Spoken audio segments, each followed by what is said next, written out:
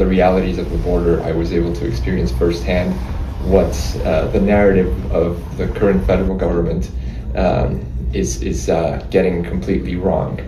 And I know that it's not getting it wrong because it doesn't simply want to look at the facts. It's because they are not interested in the reality of what's happening. Because Juan Cuellar is a caseworker with the Kino Border Initiative, a Catholic humanitarian organization based here in Nogales that works directly with immigrants and deportees on both sides of the border.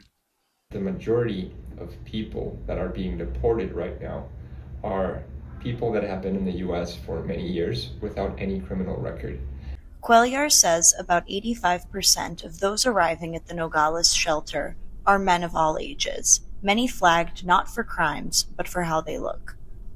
Many of the people that are being removed, they've lived in the US for 20, sometimes even 30 or 50 years. And these people have never had actually a pathway to become citizen. Once detained, Cuellar says authorities move people between facilities rapidly, making it nearly impossible to secure legal representation before being deported.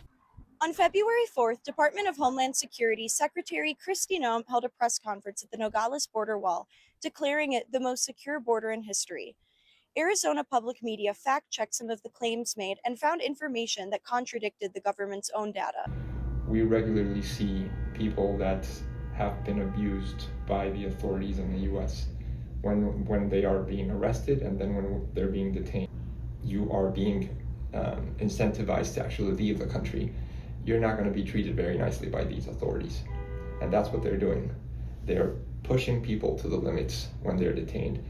And with the accountability offices inside the Department of Homeland Security effectively gutted since March of 2025, including the Office of Civil Rights and Civil Liberties and the Office of the Inspector General, advocates say there's nowhere left to turn when abuses occur. The staff is like, they still exist because by Congress they still exist, but the government, the federal government, just took all the staff out. It's like talking to a wall. Last year, approximately 20,000 Mexicans were deported through Nogales alone. The Mexican government provides a 3-day shelter stay and a bus ticket. After that, Cuellar says people are largely on their own.